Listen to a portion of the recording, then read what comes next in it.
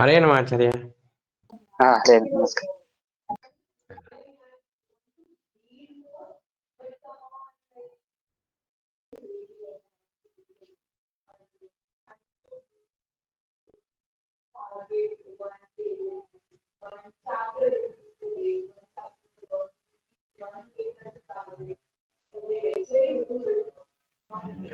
ಒಂದು 2 ನಿಮಿಷ ವೈಟ್ ಮಾಡೋಣ ಆಚಾರ್ಯ. ಗಿರೀಶ್ ಇವತ್ತು ಬರಲ್ಲ, ಅವರು ಮನೇಲಿ ಮೈಸೂರಿಲ್ಲ ಅಂತೇನೋ ಹಾಸ್ಪಿಟಲ್ ಅಡ್ಮಿಟ್ ಆಗಿದ್ದಾರೆ. ಹೌದಾ? ಹೌದು. ಗುರುರಾಜ್ ರಾವ್ ಅವರು ಏನೋ ಬರಲ್ಲ ಅಂತ ಹಾಕಿದ್ದಾರೆ. ಮತ್ತೆ ನಿನ್ನೆ ಹಾಕಿದ್ರು. ಗುರು ಪ್ರಸನ್ನ ಬರ್ತಾನೆ ನೋಡೋಣ ಆಚಾರ್ಯ.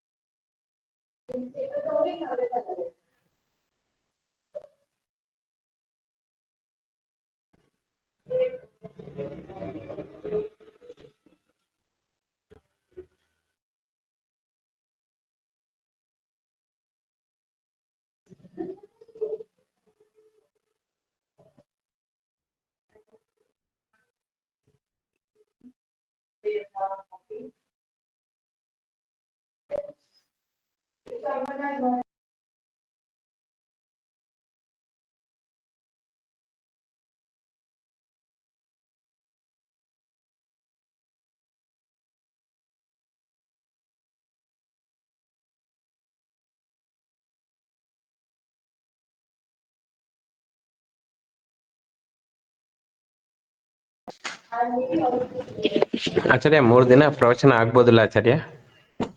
ಅದ 14, 15, 16 13, 14, 15 ಆಚಾರ್ಯ. ಏಕಾದಶಿ, ದ್ವಾದಶಿ, ತ್ರಯೋದಶಿ. 13, 14, 15 ಶುಕ್ರವಾರ, ಶನಿವಾರ, ಭಾನುವಾರ. ಈ ಶುಕ್ರವಾರ ಅಲ್ಲ, ನೆಕ್ಸ್ಟ್ ವೀಕ್. ಗೊತ್ತಾಯ್ತು.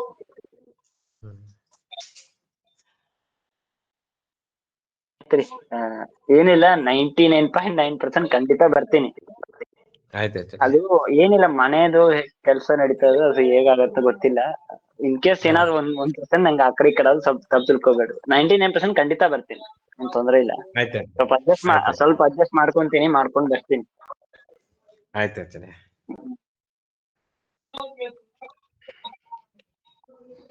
15ನೇ ತಾರೀಕು ನೀವು ಬರ್ಲೇಬೇಕು ಆಚಾರ್ಯ, ಮಿಸ್ ಮಾಡಬಾರ್ದು. ಅವತ್ತು ನೀವು ನಮಗೆ ಆ ತಟ್ಟು ಮಾಡಿಸ್ತೀವಿ ಆಚಾರ್ಯ. ನನ್ನ ಮಗಳಿಗೆ ಅವರು ಬರ್ತಾರೆ, ಗಂಡಿನ ಮನೆಯವರು. ನಾ ಯಾರನ್ನೂ ಕರೆದಿಲ್ಲ, ಅವ್ರ ಮನೆಯವರು, ನಮ್ಮ ಮನೆಯವರು ಅಷ್ಟೇ. ಒಂದು ಜ್ಞಾನ ಯಜ್ಞ ಮಾಡಿ ನಿಮ್ ಮುಂದೆ ಅರ್ಸ್ಬೇಕು ಅಷ್ಟೇ.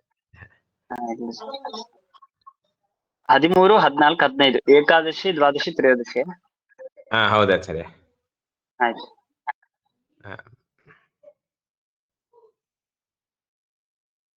ಶುರು ಮಾಡೋಣ ಆಚಾರ್ಯ. ಸರಿ ಸರಿ.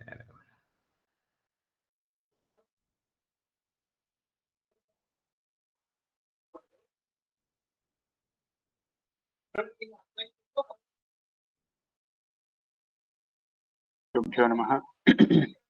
ಗುರುಭ್ಯೋ ನಮಃ. ಶ್ರೀಮದಾನಂದ ತೀರ್ಥ ಭಗವತ್ಪಾದಾಚಾರ್ಯ ಗುರುಭ್ಯೋ ನಮಃ. ಪ್ರಣಮ್ಯ ಚರಣಾಂಭೋಜಗದಂ ಕಮಲಾಪತೇಃ ಪ್ರಮಾಣ ಪದ್ಧತಿಂ ಕುರ್ಮೋ ಬಾಲಾನಾಂ ಬೋಧಸಿದ್ಧಯೇ ಅಬ್ರಹ್ಮಂ ಗ್ರಹಿತಂ ಸದಾ ಆನಂದ ತೀರ್ಥಂ ಗಂಭದೇ ತಾಪತ್ರಯಾಪಹಂ ಚಿತ್ರೇ ಪದಶ್ಚ ಗಂಭೀರೆ ವಾಕ್ಯೈ ಮಾನೇರಖಂಡಿತೈಃ ಗುರುಭಾವಂ ಜಯಂತಿ ಭಾತಿ ಶ್ರೀಜಯತೀರ್ಥವತ್ ನೌಮಿನ್ಯಾಯ ಸುಧಾತೃಜಮನೀಂ ಶ್ರೀಪಾದರಾಜಾಚಾರ್ಯಾಂ ವಿವಿಧಾಗಮ ಶ್ರೀಪಾದರಾಜಾನಪಿ ವಂದೇಹಂ ಸವರಾನ್ ರವಿತ್ವಂ ವೃಂದೇರದ್ಯವಾರಾಣಿದೇಂ ಶ್ರೀ ಸತ್ಯವರ್ತ ರಾಘವೇಂದ್ರ ವಿಪಾನ್ ಸದ್ಭವ ಸದ್ಯಾನಪಾನ್ ಅಸ್ಮದ್ಗುರು ಸಮಾರಂಭಾಂ ಟೀಕಾಕೃತಾಂ ವಂದೇ ಶ್ರೀಮದಾಚಾರ್ಯ ಪರ್ಯಂತ ಮುಂದೆ ಗುರು ಪರಂಪರಾಂ ವಿದ್ಯಾಪೀಠ ವಿಧಾತಾರಂ ವಿದ್ಯಾವಾರಿಚಂದ್ರಂ ವಿದ್ಯಾರ್ಥಿವತ್ಸಲಂ ವಂದೇ ಮಹಾಮಹಿಮ ಸದ್ಗುರುಂ ಆಪಾದಮಣಿ ಪರ್ಯಂತಂ ಗುರುಣಾಂ ಅಕೃತಿಂ ಸ್ಮರೇತ್ತೇನ ವಿಘ್ನಾಃ ಪ್ರಣಶ್ಯಂತಿ ಸಿದ್ಧಂತಿ ಚ ಮನೋರಥಾಃ. ಶ್ರೀ ಗುರುಭ್ಯೋ ನಮಃ. ತಚ್ಚತುರ್ವಿಧಂ ಈಶ್ವರ ಜ್ಞಾನಂ, ಲಕ್ಷ್ಮೀ ಜ್ಞಾನಂ, ಯೋಗಿ ಜ್ಞಾನಂ, ಅಯೋಗಿ ಜ್ಞಾನಂ ಚ ಇತಿ.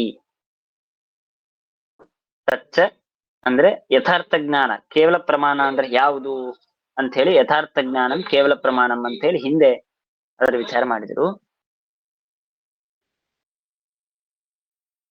ಆ ಯಥಾರ್ಥ ಜ್ಞಾನ ಅಂತ ಅನ್ನೋದು ಇದು 4 ವಿಧವಾಗಿದೆ. ಯಾವುದು 4 ವಿಧ ಅಂತಂದ್ರೆ, ಮೊದಲನೇದ್ದು ಈಶ್ವರ ಜ್ಞಾನಂ, ಪ್ರಧಾನವಾದದ್ದು. ಒಟ್ಟಾರೆ 4ರಲ್ಲಿ ಅತೀ ಪ್ರಧಾನವಾದದ್ದು ಯಾವುದು ಅಂದ್ರೆ ಈಶ್ವರ ಜ್ಞಾನ. ಈ ಈಶ್ವರ ಜ್ಞಾನದ ವಿಷಯದಲ್ಲಿ ಶ್ರೀಮದಾಚಾರ್ಯರು ತುಂಬಾ ಚೆನ್ನಾಗಿ ವಿವರಣೆ ಮಾಡಿದ್ದಾರೆ. ಬಹುಳ ಚಾತಿ ವಿಶತ ಸ್ಪಷ್ಟಾತೇವ ಶ್ರೇಯೋಮತಿ ಅಂತ ಹೇಳಿ ನಮಗೆ ಸಮರ್ಥನೆ ಮಾಡಿ. ಇಲ್ಲಿ ಕೆಲವೊಂದು ಅಂಶಗಳನ್ನು ಟೀಕಾಕೃತರಾದ್ರು ಅದನ್ನು ತಗೊಂತಾರೆ, ಅಲ್ಲಿ ಆಚಾರ್ಯ ಹೇಳಿದ್ದನ್ನು ಇಲ್ಲಿ ಸಂಗ್ರಹ ಮಾಡ್ತಾರೆ. ಹಾಗಾಗಿ ತಿಳಿಯೋಣ. ಸೊ ನಿಮಗೆ ಮೊದಲನೇದ್ದು ಯಥಾರ್ಥ ಜ್ಞಾನದಲ್ಲಿ ಬರುವಂತಹದ್ದು ಮೊಟ್ಟ ಮೊದಲು ಈಶ್ವರ ಜ್ಞಾನ, ಅದಾದ ಮೇಲೆ ಲಕ್ಷ್ಮೀ ಜ್ಞಾನ, ಅದಾದ ಮೇಲೆ ಯೋಗಿಗಳಿಗೆ ಬರುವ ಜ್ಞಾನ, ಅದಾದ ಮೇಲೆ ಅಯೋಗಿಗಳಿಗೆ ಬರುವಂತಹ ಜ್ಞಾನ.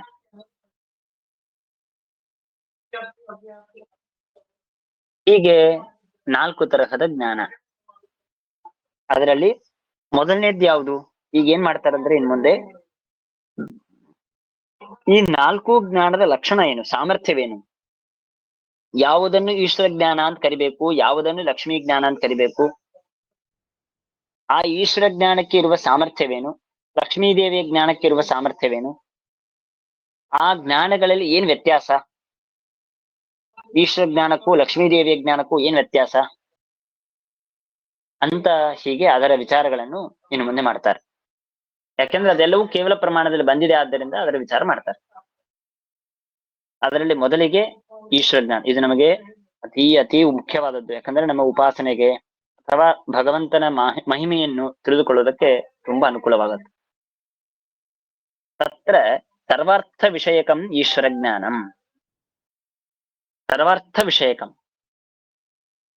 ಅಂದ್ರೆ ಈಶ್ವರ ಜ್ಞಾನದಲ್ಲಿ ಎಷ್ಟು ಪದಾರ್ಥ ವಿಷಯವಾಗಿರುತ್ತೆ ಅಂತಂದ್ರೆ, ಸರ್ವ ಪದಾರ್ಥಗಳು ವಿಷಯವಾಗಿರುತ್ತೆ. ಆ ಈಶ್ವರ ಜ್ಞಾನದಲ್ಲಿ ವಿಷಯವಾಗದೇ ಇದ್ದದ್ದು ಅಂತನೋ ವಸ್ತುವೇ ಜಗತ್ತಿನಲ್ಲಿ ಇಲ್ಲ.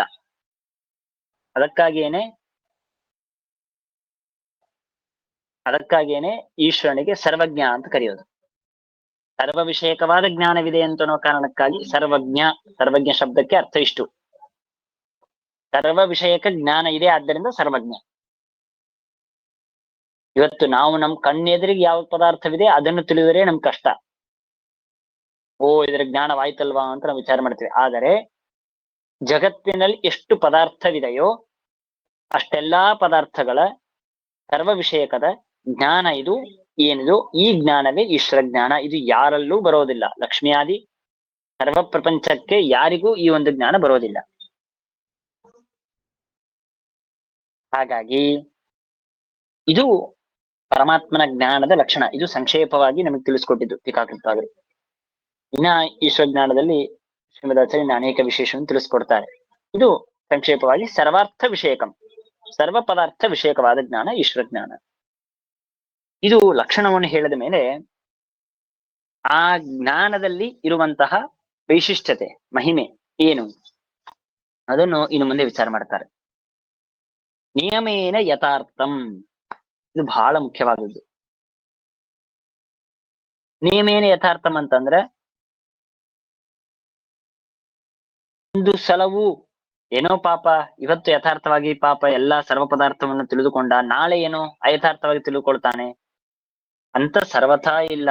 ಪ್ರತಿ ಕ್ಷಣದಲ್ಲೂ ಪ್ರತಿ ದಿನದಲ್ಲೂ ಪರಮಾತ್ಮನಿಗೆ ಸರ್ವ ವಿಷಯಕವಾದ ಸರ್ವ ಪದಾರ್ಥ ವಿಷಯಕವಾದ ಏನೊಂದು ಜ್ಞಾನವಿದೆ, ಅದು ಯಥಾರ್ಥವಾದ ಜ್ಞಾನವೇ. ಅಯಥಾರ್ಥ ಜ್ಞಾನ ಅಂತಲೂ ಇಲ್ಲೇ ಇಲ್ಲ. ನಿಯಮೇನ ಯಥಾರ್ಥಂ, ಇದು ಪರಮಾತ್ಮನ ಜ್ಞಾನದಲ್ಲಿ ಇರುವಂತಹ ದೊಡ್ಡ ವಿಶಿಷ್ಟವಾದಂತಹ ಮಹಿಮೆ. ಆಮೇಲೆ ತತ್ ಸ್ವರೂಪಂ, ತತ್ಸ್ವರೂಪಂ ಅಂತಂದ್ರೆ ಈಶ್ವರನ ಜ್ಞಾನಕ್ಕೂ ಭೇದವಿಲ್ಲ. ಜ್ಞಾನ ಸ್ವರೂಪ ಭಗವಂತ, ಜ್ಞಾನಾನಂದಮಯ. ಹಾಗಾಗಿ ಅವನ ಜ್ಞಾನಕ್ಕೂ ಅವನಿಗೂ ಅಭೇದವಿದೆ. ಇದು ಮತ್ತೊಂದು ಮಹಿಮೆ. ಮೊದಲನೆಯದ್ದು ಸರ್ವಾರ್ಥ ವಿಷಯಕ, ಸರ್ವ ಪದಾರ್ಥವನ್ನು ಗ್ರಹಿಸುವ ಸಾಮರ್ಥ್ಯವಿರುವ ಜ್ಞಾನ. ನಿಯಮೇನ ಯಥಾರ್ಥಂ, ಯಥಾರ್ಥವೇ ಆದಂತಹದ್ದು, ಎಂದೂ ಅಯಥಾರ್ಥವಲ್ಲ. ಇದು ಎರಡನೇದ್ದು. ಆಮೇಲೆ ಮೂರನೇದ್ದು ತತ್ ಸ್ವರೂಪಂ. ಇದು ತುಂಬಾ ಸಂಕ್ಷೇಪವಾಗಿ ಹೇಳ್ತಾ ಇದ್ದಾರೆ ಟೀಕಾಕೃತ್ಪಾದರು.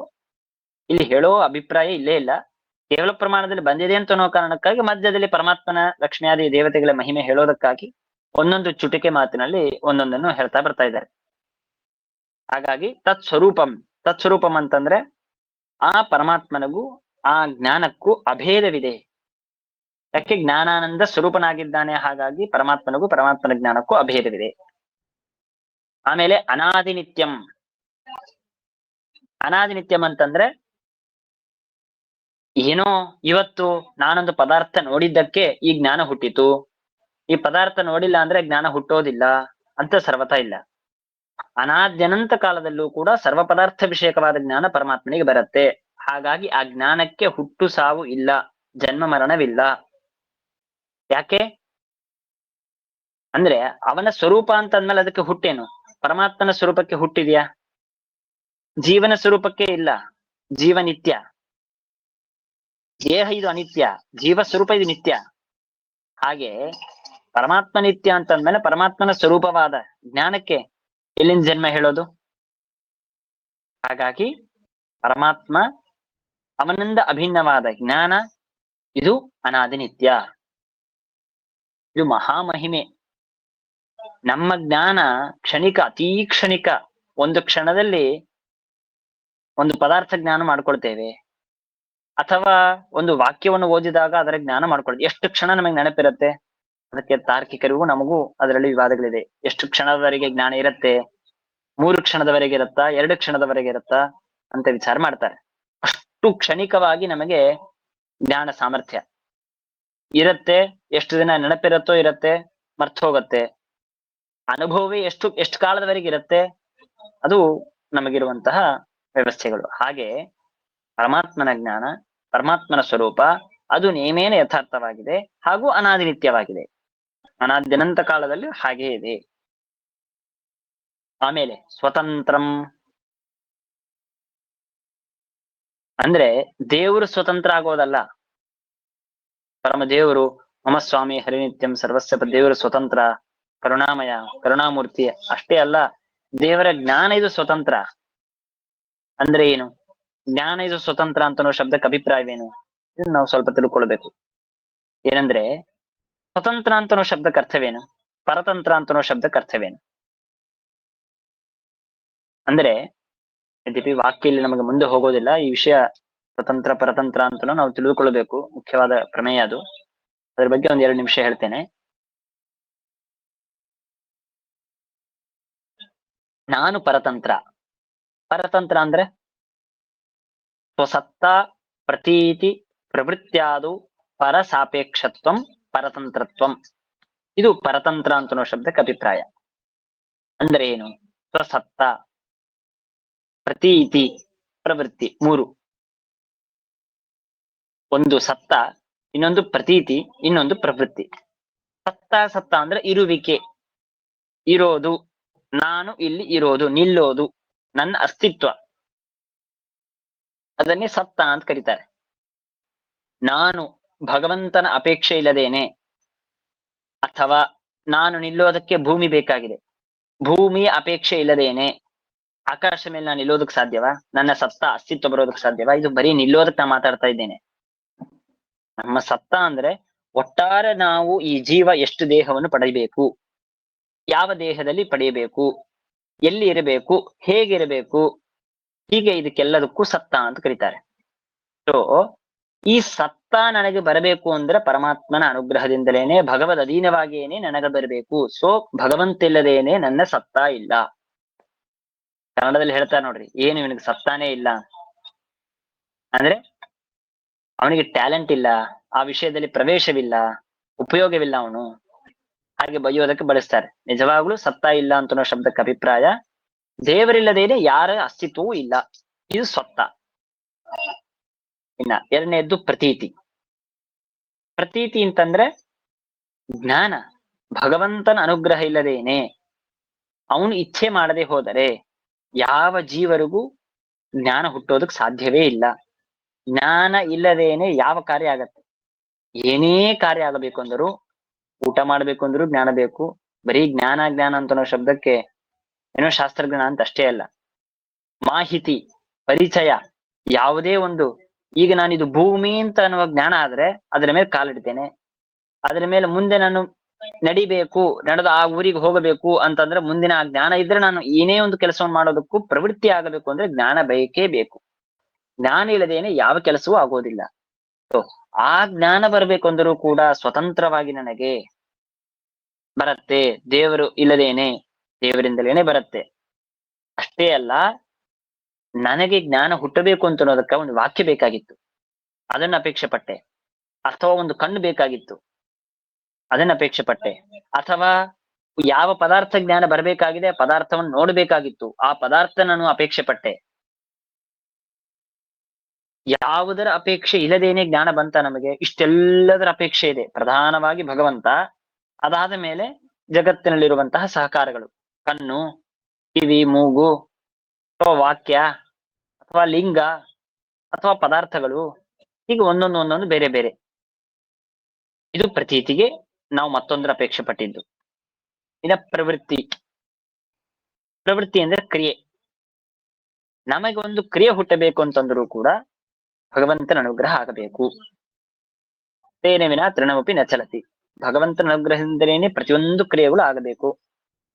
ಭಗವಂತನ ಅನುಗ್ರಹದಿಂದಲೇ ಪ್ರತಿಯೊಂದು ಕ್ರಿಯೆಗಳು ಆಗಬೇಕು ಅಂತಂದ ಮೇಲೆ ಸ್ವಸತ್ತ, ಪ್ರತೀತಿ, ಪ್ರವೃತ್ತಿ ಮೂರೂ ಕಡೆಗೂ ಕೂಡ ಭಗವದ್ ಅಧೀನವಾಗಿ ನಾನು ಪಡಿತೇನೆ. ಹಾಗಾಗಿ ನಾನು ಪರತಂತ್ರ. ಇನ್ನ ಹಾಗೆ ಅದಕ್ಕೆ ವಿರುದ್ಧವಾಗಿದ್ದು ಸ್ವತಂತ್ರ. ಸ್ವಸತ್ತ, ಪ್ರತೀತಿ, ಪ್ರವೃತ್ತಿಗೆ ಪರ ಸಾಪೇಕ್ಷವಲ್ಲ, ಅದು ಸ್ವತಂತ್ರ. ಭಗವಂತ ತನ್ನ ಸತ್ತ, ತನ್ನ ಅಸ್ತಿತ್ವಕ್ಕೆ ಯಾರ ಅಪೇಕ್ಷೆ ಪಡಬೇಕು? ಯಾರ ಅನುಗ್ರಹಿಸಿದ್ದಕ್ಕೆ ಪರಮಾತ್ಮನ ಸತ್ತ ಇದೆ? ಯಾರೂ ಬೇಕಾಗಿಲ್ಲ, ಅವನೇ ಸ್ವತಂತ್ರ. ಅವನಿಗಿಂತ ಮೇಲಿದ್ದವರು ಇನ್ಯಾರು ಇಲ್ಲೇ ಇಲ್ಲ ಯೋಗ್ಯತೆಯಲ್ಲಿ.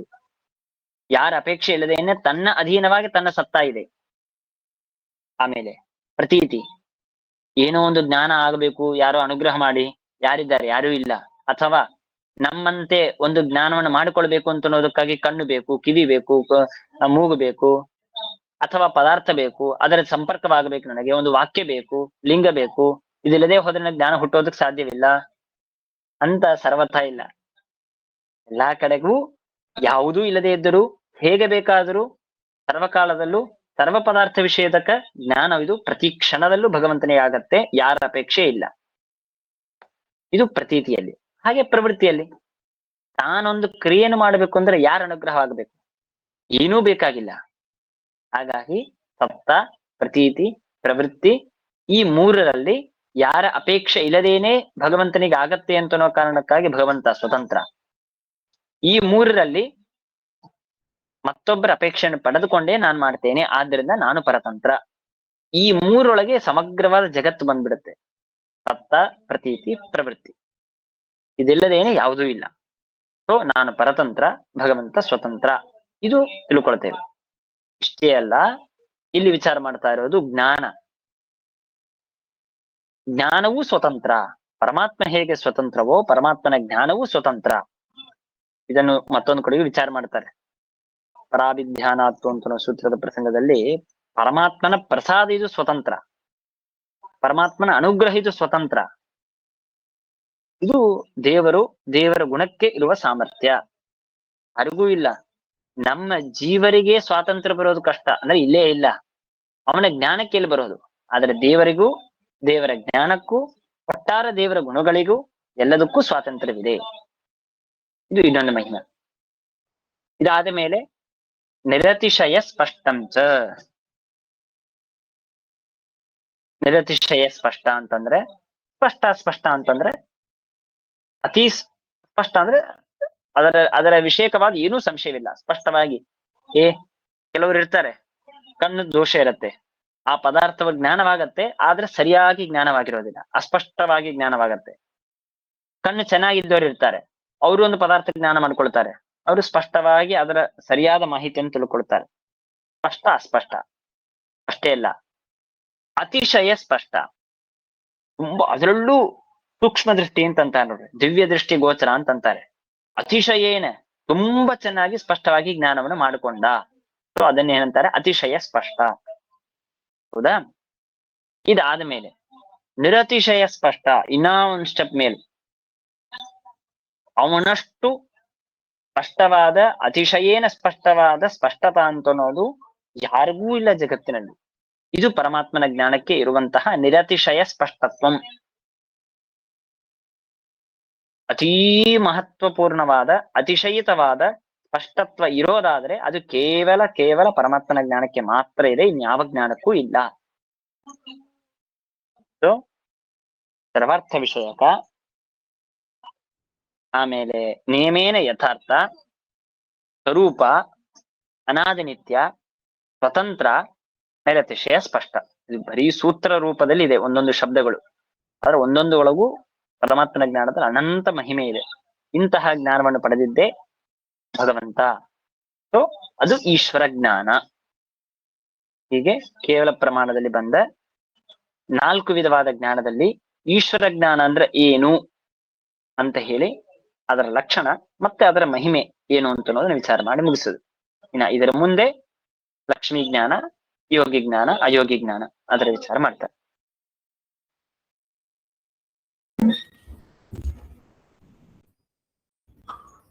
ಆಯ್ತಲ್ಲ, ಮತ್ತೆ ನಾವು ಮುಂದಿನ ನಾಳೆ ಮಾಡೋಣ.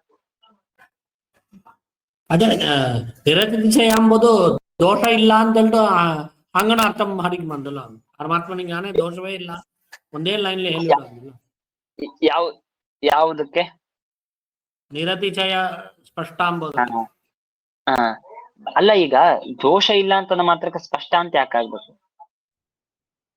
ಇಲ್ಲ, ದೋಷ ಇದ್ರವೇ ಅಲ್ಲಿ ಎದು ಬೇಕಾದ್ರೆ ಬರೋದಿಲ್ಲ. ದೋಷ ಇದ್ರೆ ಬರತ್ತೆ, ಅದರಲ್ಲಿ ಬರೀ ಸ್ಪಷ್ಟತ್ವ ಅಂತ ಅಷ್ಟೇ. ನನ್ ಜ್ಞಾನವು, ನಾನು ಒಂದು ಪದಾರ್ಥ ಕಣ್ಣಿಂದ ನೋಡಿದೆ, ಸರಿಯಾಗಿ ಜ್ಞಾನ ಮಾಡ್ಕೊಂಡೆ, ಅದು ಸ್ಪಷ್ಟ ಆಯ್ತಲ್ವಾ? ಹಾಗಾದ್ರೆ ನನ್ ಜ್ಞಾನಕ್ಕೂ ದೇವರ ಜ್ಞಾನಕ್ಕೂ ವ್ಯತ್ಯಾಸ ಏನಂತ? ಅಲ್ಲಿ ವ್ಯತ್ಯಾಸ ತೋರಿಸ್ಬೇಕಲ್ವಾ? ಅಲ್ಲಿ ಪೂರ್ಣ ಆಗಲ್ಲ, ನಮ್ ಜ್ಞಾನಕ್ಕೂ ಪರಮಾತ್ಮ ಜ್ಞಾನಕ್ಕೂ ಅಲ್ಲ, ನೀವ್ ಹೇಳಿದ್ದು ಸರಿ, ಸತ್ಯ. ಅದು ದೋಷ ಇದ್ರೆ ಅದು ಅಸ್ಪಷ್ಟ, ದೋಷ ಇಲ್ಲದೆ ಹೋದ್ರೆ ಸ್ಪಷ್ಟ. ಇವಾಗ ನಾನು ದೋಷ ಇಲ್ಲದೇನೋ ಒಂದು ಪದಾರ್ಥ ನೋಡ್ಕೊಂಡೆ, ನನ್ ಕಣ್ಣು ಏನ್ ಪ್ರಾಬ್ಲಮ್ ಇಲ್ಲ, ಅಥವಾ ನಾನು ಕನ್ನಡಿ ಹಾಕೊಂಡೆ, ಸೊ ನನ್ಗೇನ್ ದೋಷ ಇತ್ತು ಅದು ನಾನು ಮುಚ್ಕೊಂಡೆ, ನಾನು ಸರಿಯಾಗಿ ಕನ್ನಡಿ ಹಾಕೊಂಡೆ, ಸರಿಯಾಗಿ ಒಂದು ಪದಾರ್ಥ ಸ್ಪಷ್ಟವಾಗಿ ಜ್ಞಾನ ಮಾಡ್ಕೊಂಡೆ. ಕಣ್ ತೊಂದರೆ ಇಲ್ಲದೆ ಇದ್ದವ್ರು ಕಣ್ಣಿಂದ ನೋಡಿ ತಾವು ಸ್ಪಷ್ಟವಾಗಿ ಜ್ಞಾನ ಮಾಡ್ಕೊಂಡ್ರು. ಹಾಗಾದ್ರೆ ಆ ಸ್ಪಷ್ಟತ್ವಕ್ಕೂ ಪರಮಾತ್ಮನ ಜ್ಞಾನಕ್ಕೆ ಸ್ಪಷ್ಟತ್ವಕ್ಕೂ ಏನ್ ವ್ಯತ್ಯಾಸ ಇಲ್ವಾ? ಆಗ ಅಲ್ಲಿ ಏನೋ ಒಂದು ವಿಶೇಷ ಹೇಳ್ಬೇಕು ನಾವು. ಆ ಸ್ಪಷ್ಟತಾ ಅಂದ್ರೆ ಏನು, ಈ ಸ್ಪಷ್ಟತಾ ಅಂದ್ರೆ ಏನು, ಇದು ಏನ್ ಲೆವೆಲ್ ಕ್ವಾಲಿಟಿ ಅಂತ ಇಷ್ಟ, ಎಷ್ಟು ಕ್ವಾಲಿಟಿ ಅಭಿಪ್ರಾಯ. ಈಗ ಉದಾಹರಣೆಗೆ ನಾವೊಂದು ವಾಕ್ಯವನ್ನು ಓದ್ತೇವೆ, ನಾವು ಹೇಗೆ ಸ್ಪಷ್ಟವಾಗಿ ಜ್ಞಾನ ಮಾಡ್ಕೊಳ್ತೇವೆ, ಮಹಾನುಭಾವರು ಅದೇ ವಾಕ್ಯ, ಬೇರೆ ವಾಕ್ಯ ಅಲ್ಲ, ಅದೇ ವಾಕ್ಯವನ್ನು ಎಷ್ಟು ಚೆನ್ನಾಗಿ ಜ್ಞಾನ ಮಾಡ್ಕೊಳ್ತಾರೆ. ನನಗೂ ದೋಷ ಏನಿಲ್ಲ, ನನ್ನ ಯೋಗ್ಯತೆ ಅಷ್ಟೇ ಇತ್ತು, ನಾನು ಅಷ್ಟೇ ಅರ್ಥ ಮಾಡ್ಕೊಂಡೆ, ಏನ್ ನಂಗೆ ದೋಷ ಇಲ್ಲ, ಇಲ್ಲೂ ದೋಷ ಇಲ್ಲ, ಮಹಾನುಭಾವರಿಗಂತೂ ದೋಷ ಇಲ್ಲೇ ಇಲ್ಲ. ಆದ್ರೆ ಅವ್ರಿಗೆ ಯಾಕೆ ಅಷ್ಟು ಜ್ಞಾನ, ನನಗೆ ಯಾಕೆ ಇಷ್ಟೇ ಜ್ಞಾನ? ಅದು ಸ್ಪಷ್ಟತ್ವದಲ್ಲಿ ತಾರತಮ್ಯದಲ್ಲಿ ವ್ಯತ್ಯಾಸವಿದೆ. ಆದ್ರಿಂದ ಅವರು ಅತಿಶಯಿತವಾದ ಸ್ಪಷ್ಟತ್ವವನ್ನು ಪಡೆದ್ರು, ನಾನು ನನ್ನ ಯೋಗ್ಯತಾನುಸಾರವಾದ ಸ್ಪಷ್ಟತ್ವವನ್ನು ಪಡೆದೆ, ನಾನು ಅಷ್ಟೇ.